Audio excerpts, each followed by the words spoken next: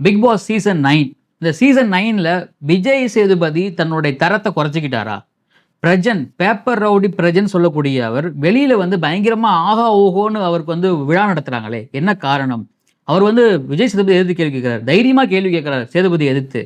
அது மட்டும் இல்லாம ஓரவஞ்சனை பண்றாரு விஜய் சேதுபதி. திவ்யாக்கு ஒரு மாதிரியும், சாண்ட்ராக்கு ஒரு மாதிரியும் ஓரவஞ்சனை பண்றாரு. ஏன் இப்படிலாம் பண்றாரு அவரு? இந்த வேலைக்கு அவருக்கு கொஞ்சம் கூட ஃபிட்டே இல்ல அப்படின்னு நேத்து நடந்த எபிசோட வச்சு சோசியல் மீடியாவுல நெறைய விஷயங்கள் பண்ணிக்கிட்டு இருக்காங்க. இன்னைக்கு கொஞ்சம் வீடியோ லேட் ஆயிடுச்சு. அது காரணம் இதுவும் கூட. வீடியோ ஸ்கிப் பண்ணாம ஃபுல்லா பாருங்க.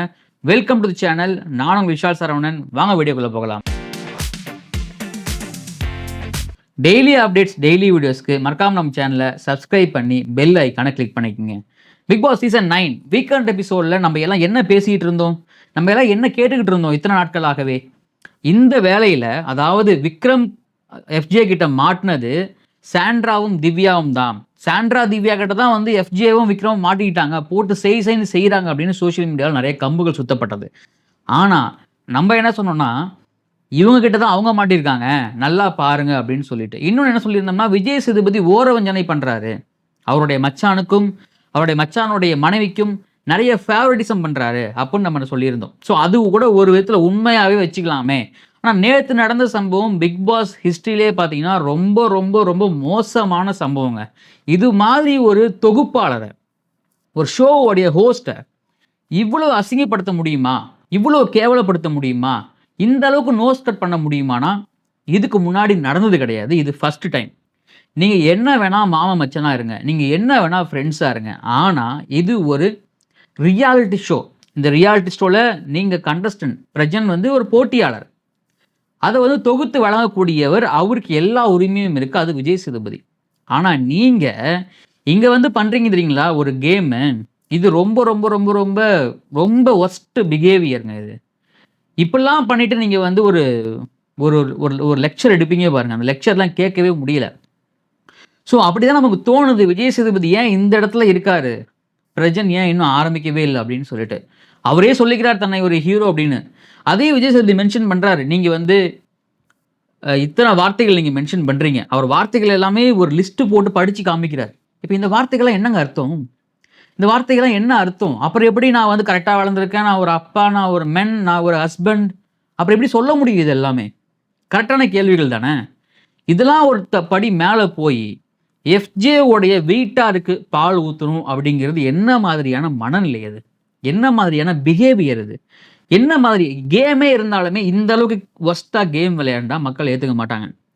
நீங்க என்ன வேணா பண்ணிட்டு இது எண்ட் ஆஃப் தி டே இது கேம்ன்னு சொல்லிட்டு போயிடுவீங்கல்ல, அந்த மாதிரி வொர்ஸ்ட் பிஹேவியர்லாம் இங்க வச்சுக்காதீங்க. மக்கள் பார்த்துக்கிட்டு இருக்காங்க. அப்படிங்கிறது கொஞ்சமாவது கொஞ்சமாவது அத புரிஞ்சுக்கோங்க.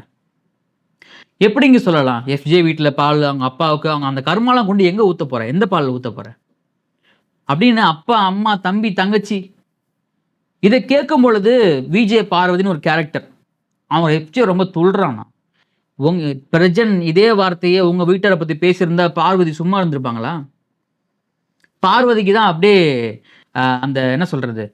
அந்த சுய கௌரவம் ஒண்ணு இருக்கு இல்லைங்களா? அதாவது செல்ஃப் கான்ஃபிடென்ட். அது மட்டும் இல்லாம அந்த ஒரு டிக்னிட்டி இதெல்லாமே அவங்க உள்ளவங்க தானே அந்த பார்வதி. அப்போ உங்க வீட்டார சொன்னா நீங்க இப்படிதான் வந்து அப்படியே சைலன்ட்டா இருப்பீங்களா? எவ்வளோ கேவலமான எண்ணங்கள்! எவ்வளோ கீழ்த்தரமான புத்திகள்! அப்போ இதெல்லாம் எப்படி நீங்க வந்து நார்மலைஸ் பண்ண முடியும் பார்வதி அவர்களே? இப்ப பிரஜன் வந்து உங்கள சொல்லியிருந்தா நீங்க இப்படிதான் நார்மலைஸ் பண்ணுவீங்க அப்படின்னா, நீங்க அப்போ உங்களுடைய எண்ணமே வேற. அத எப்படி நீங்க நார்மலைஸ் பண்ணுவீங்க பார்வதி? இதெல்லாம் தாண்டி ஒரு படி மேல போய் சாண்ட்ரா பேபியாம். என்ன சாண்ட்ரா பேபி? புரியல. என்ன குழந்தை பால் குடிச்சிட்டு இருக்காங்களா அவங்க? Sandra baby. பண்றதெல்லாம் பண்ணிட்டு, கீலாம் குடுத்துட்டு எல்லாத்தையும் பண்ணுவாங்களாம். பேபியாம். எனக்கு ஒண்ணும் சுத்தமா புரியவே இல்ல. எப்படி இது அக்செப்டபுளா இருக்கும் இது? விஜய் பார்வதி மாரி ஒரு கேரக்டர்லாம் வாழ்க்கையில திருந்தவே முடியாது அப்படிங்கிறதுக்கு இந்த பிக் பாஸ் சீசனே ஒரு முன் உதாரணம் இது. அதுதான் இங்க அத காட்டிக்கிட்டு இருக்காங்க. வாட் எவர் எல்ஸ்ங்க அவன் வெளிய என்ன வேணா இருங்க நீங்க. நீங்க வெளிய என்ன வேணா இருங்க. வெளிய நடந்தத வச்சு யாருமே நாங்க ரிவ்யூ பண்ணவும் கிடையாது. யாருமே அத குறை சொல்லவும் கிடையாது. இந்த பிக் பாஸ் வீட்ல நீங்க எப்படி இருக்கீங்க? இந்த பிக் பாஸ் வீட்ல நீங்க என்னவா இருக்கீங்க? அத தான் நாங்க ரிவ்யூ பண்றோம். அத தான் நாங்க சொல்லிக்கிட்டு இருக்கோம் நாங்க உங்கள்ட்ட. அத விட்டுட்டு ரொம்ப ரொம்ப வொர்ஸ்ட். சரி பேக் டூ பிரஜனுக்கு வருவோம் நம்ப. என்ன? விஜய் சேதுபதிக்கு என்ன பிரச்சனை? ஏன் உங்களால ஒரு போட்டியாளர்கள கண்ட்ரோல் பண்ண முடியல விஜய் சேதுபதி அவர்களே? ஏன் அவ்வளோ வளவளா, அவ்வளோ கொல? ஏன் உங்களால வந்து ஒரு ஆக்ஷன் எடுக்க முடியல உங்களால? உங்க ஃப்ரெண்ட்ஸ் அப்படிங்கிற ஒரு ஓரம் வஞ்சனையா? எஸ், நீங்க பேசுனீங்க, நீங்க எல்லாமே சொன்னீங்க. ஒரு லிஸ்ட்லாம் பேப்பர்லாம் எழுதி வச்சு படிச்சீங்க. Of course super. ஆனா அவருடைய பிஹேவியர் எப்படி இருந்துச்சு? அப்ப அதுக்கு நீங்க ஒரு வார்னிங் குடுத்துருக்கணுங்க. பிக் பாஸ் வீட்ல அதுக்கு இது ஒரு பேட் எக்ஸாம்பிள் இது. ஒரு பேட் எக்ஸாம்பிள் நீங்க கிரியேட் பண்றீங்க விஜய் சேதுபதி. இது உங்களுக்கு மட்டும் இல்ல. இதுக்கு பின்னாடி வரவங்களுக்கும் இது பாதிக்கும் இது. அது ஏன் உங்களுக்கு புரிய மாட்டேங்குது? இப்ப பிரஜன் மாரி ஆட்கள்லாம் உள்ள வச்சுக்கிட்டு, இந்த மாரி விஷயங்கள மூடி ஊத்தி மறைச்சுக்கிட்டு வளவள கொவல பண்ணீங்கன்னா எந்த விதத்துல நியாயம் அது? அவர் கேட்ட எல்லா கேள்விகளும் கரெக்ட். ஆனா பிரஜன்ட்ட இருந்து பதில் வந்துச்சா? ப்ராப்பரான ஒரு ஆன்சர் பேப்பர் ஓடிட்டு இருந்து வந்துச்சா? அப்படின்னு வெளிய கேட்கறாங்க. அதுக்கு உங்கள்ட்ட ஏதாவது பதில் இருக்கா? சொல்ல முடியுமா உங்கள்ட்ட ஏதாவது அது? எதுவுமே கிடையாது. அப்ப அந்த பேப்பர கிழிச்சு போட்டு போன மாரி நேத்து எபிசோடையும் கிழிச்சு போட்டு போயிட்டே இருக்க வேண்டியது தான். ஒண்ணுமே இல்ல. இதுல பலிகாடாக்கப்பட்டது திவ்யா. அஃப்கோர்ஸ் திவ்யா மேல நெறைய குற்றங்கள், நெறைய அலிகேஷன்ஸ் அக்செப்டட். ஆனா, இத திவ்யா மட்டும் தான் ப்ரீ பிளான் பண்ணி, இது திவ்யா மட்டும் தான் எக்ஸிக்யூட் பண்ணது. இதுக்கு முழு காரணம், கொலாப்ஸ் காரணம் திவ்யா மட்டும் தான். வக்கில்ல. எப்படி? கேம் விளையாட வக்கில்ல, உங்ககிட்ட பேச என்கிட்ட ஒண்ணும் இல்ல. அப்படின்னு உங்களுக்கு கேட்க தெரிஞ்ச உங்களுக்கு, சாண்ட்ராவ பத்தி ஏன் உங்களால கேள்வி கேட்க வக்கு இல்ல விஜய் சேதுபதிக்கு? ஏன் அந்த வக்கு உங்களுக்கு இல்ல? அது எப்படி சாண்ட்ரா மட்டும் நீங்க வந்து தனியா ஒதுக்கி வச்சுட்டீங்க உங்களுடைய மச்சானுடைய ஒய்ஃப்ங்கிறதாலயா? உங்க மச்சான் கோச்சிப்பாருங்கிறதாலயா? உங்க மச்சான் கோவப்படுவாருங்கிறதாலயா? எந்த விதத்துல நியாயம் அது? அங்க நடந்த எல்லா அமளி துமளிக்கும் மாஸ்டர் மைண்ட் யாருன்னு பார்த்தீங்கன்னா, சாண்ட்ரா மட்டும் தான். சாண்ட்ராவுடைய துடுப்புகள் தான் திவ்யாவும், விஜய் பார்வதி, பிரஜன் எல்லாமே. ஆனா நீங்க வந்து நரேட்டிவ செட் பண்றீங்க. நரேட்டிவ மாத்துறீங்க நீங்க விஜய் சேதுபதி. நரேட்டிவ மாத்தி முழு பூசணிக்காவ சோத்துல மறைக்கிற மாரி, முழு பூசணிக்காவ தூக்கி திவ்யா தலைல வச்சுட்டீங்க. சாண்ட்ரா அப்படியே பாவம், அப்பாவி, அப்படியே அந்த ஃபேஸ் ரியாக்ஷன் இருக்கு பார்த்தீங்களா? நீ நடிகடு, நீ நடிகை அப்படிங்கிற மாரி ஆயிடுச்சு. அந்த அளவுக்கு தான் இருந்துச்சு. அந்த அளவுக்கு தான் நீங்க இப்ப வந்து அத நரேட்டிவ் செட் பண்ணீங்க நீங்க. சாண்ட்ராவோட வொர்ஸ்ட் பிஹேவியர். சாண்ட்ரா வந்து சொல்றாங்க, அழுவுறாங்க. அ அவங்க ஹஸ்பண்ட வந்து செல்லமா கூப்பிடுவாங்க. இப்ப என்ன பேருன்னு தெரியல. அச்சுவோ, பொச்சுவோ அது என்னன்னு தெரியல. நான் படிச்சு சொன்னேனே. இது வந்து லைவ் ஷோ. இது வந்து ஒரு மக்கள் கோடிக்கணக்கான மக்கள் பார்க்குறாங்க. நீ வந்து ஸ்டேஜ்ல நிக்கிற மாரி கான்ஷியஸா இருக்கணும் அப்படின்னு. ஏன் அந்த கான்ஷியஸ் உனக்கு இல்லையாம்மா? ஏம்மா எத்தன வார்த்தைகள்மா? எவ்வளோ மார்க்கிங்மா? விக்கல்ஸ் விக்ரமையும், எஃப்ஜேவையும், வீட்டார் எல்லாத்தையுமே.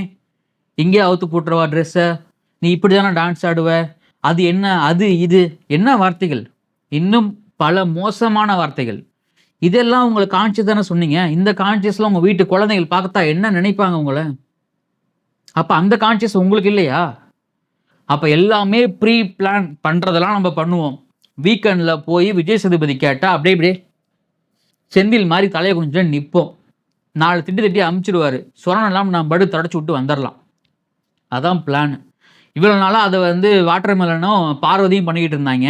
எரும மாட்டு மேல மழை பெய்யுற மாரி நின்னுட்டே இருப்பாய்ங்க. அதே மாரி இப்போ வந்து அந்த பணிய வந்து மாத்திக்கிட்டாங்க பிரஜன் அண்ட் சாண்ட்ரா கேங். எந்த விதத்துல இது வந்து இந்த ஷோ வந்து வேற ஏதோ நோக்கி போயிட்டு இருக்கு. அப்போ அந்த இடத்துல எஃப்ஜே பண்ணது தப்பே கிடையாது. எஃப்ஜே கோவம் வரத்தாங்க செய்யும். தன்னுடைய அப்பா, அம்மாவ பத்தி ஒருத்தவன் பால் ஊத்துறோம்ன்னு சொன்னான்னா, அட்லீஸ்ட் அவன் அந்த இடத்துல கோவப்பட்டு தான் ஆவணும். அவன் தான் உண்மையான பையனா இருப்பான்.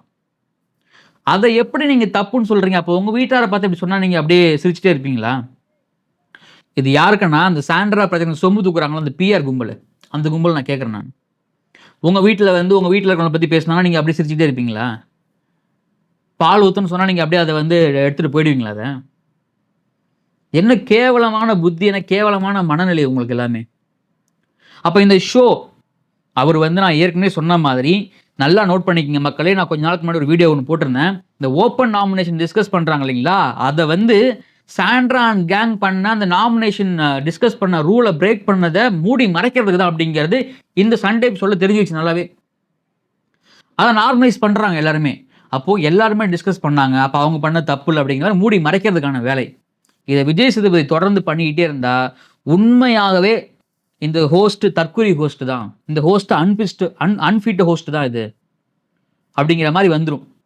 ஏன்னா, அந்த அளவுக்கு தான் நேத்து நடந்த எபிசோட் இருந்துச்சு. நீங்க பேசுறதும், நீங்க பேச வந்ததையுமே கன்வே பண்ணல நேத்து எபிசோட்ல. பிரஜன் பேச வந்ததையும் கன்வே பண்ணல எபிசோட்ல. அப்ப அந்த எபிசோட் நேத்து எப்படி இருந்துச்சுன்னா, அது வந்து எங்கேயோ ஆரம்பிச்சு, எங்கேயோ பாதியிலே முடிஞ்ச மாரி இருந்துச்சு. ஒரு கன்க்ளூஷனே கிடைக்கல அந்த எபிசோடுக்கு நேத்து. அப்போ எதை நம்பி இருக்கீங்க? என்ன என்ன என்ன வந்து மக்களுக்கு நீங்கள் போர்ட்ரேட் பண்ண நினைக்கிறீங்க நீங்கள்? முதல்ல ஓட்டு அடிப்படையில் நீங்கள் நான் அவங்கள எவிக்ட் பண்ணுறீங்களா நீங்கள்? எப்படிங்க ரம்யா ஜோன் ஒரு மெட்டீரியல் உள்ளே இருக்கும் பொழுது, அதாவது அட்மாஸ்பியர் மெட்டீரியல் உள்ளே இருக்கும் பொழுது எப்படி கெமி எவிக்ட் பண்ண முடியும்? அப்போ எதன் அடிப்படையில் நீங்கள் எவிக்ஷன் பண்ணுறீங்க நீங்கள்? உங்களுக்கு ஃபேவரட்டிசமாக இருக்கிறது, உங்களுடைய குட் புக்கில் மட்டும் தான் நீங்கள் எவிக்ட் பண்ணுவீங்களா? ரம்யா ஜோ என்ன பண்ணிட்டாங்க கம்பேர்ட் டு கெமியை விடுங்க. ஓகே, கெமியை வந்து ரொம்ப லோ பர்ஃபார்மன்ஸ் தான். ஆனால் ரம்யாவோட லோ கிடையாதுங்க. ரம்யாவோட லோ கிடையாது. இதெல்லாம் வந்து பார்க்கும்பொழுது ரொம்ப ரொம்ப அன்ஃபேர். இந்த பிக் பாஸ் சீசன் 9க்குள்ள அந்த ஸ்டாண்டர்டே குறைஞ்சிருச்சு அப்படின்னு தான் சொல்ல முடியும் நம்மளால. அந்த அளவுக்கு ரொம்ப கேவலமாக, ரொம்ப ஒர்ஸ்ட்டாக, ரொம்ப அன்ஃபேராக, ரொம்ப பயாஸ்டாக, நிறைய புள்ளி, நிறைய ரூல் பிரேக்கு எல்லாமே நடக்குது. பிக் பாஸ் பேச்சையே மதிக்க மாட்டாங்க போட்டியாளர்கள். விஜய் சேதுபதிலாம் சொல்லி ஒரு பிரயோஜனமும் கிடையாது. கருத்துக்களை கமெண்டில் பதிவு பண்ணுங்கள். இந்த வீடியோ பிடிச்சிருந்தா உங்கள் ஃப்ரெண்ட்ஸ் ஷேர் பண்ணுங்கள். இது ஃபேரா அன்ஃபேரா அப்படிங்கிறதையும் மென்ஷன் பண்ணுங்கள். மீண்டும் ஒரு வேளை சந்திக்கிறேன். நானும் உங்கள் விஷால் சரவணன். நன்றி, வணக்கம்.